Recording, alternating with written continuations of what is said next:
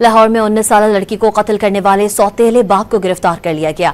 मजीद जानते हैं don news के नुमाइंदे वसीम रियाज से। जी वसीम रियाज, मजीद बताइएगा इस हवाले से।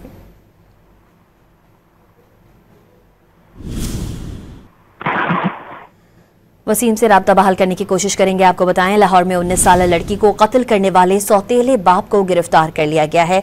पुलिस के मुताबिक अंधे कत्ल में बच्ची की शनाख्त फरीहा के नाम से हुई है।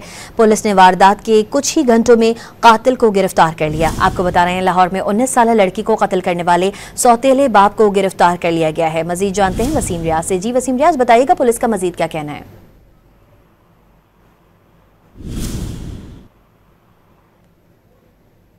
वसीम, आपको आवाज आ रही है?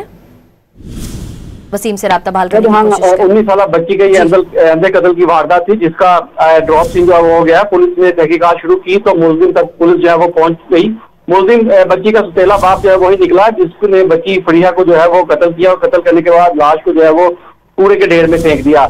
जिसके बाद डेड बॉडी का पुलिस को पता चला तो पुलिस ने इस लाश को अपनी तहवील में लेकर तहकीकात शुरू की और डेड बॉडी का पोस्टमार्टम करवाया और उसके बाद मुकदमा दर्ज करके मजीद कार्रवाई जो है वो शुरू की।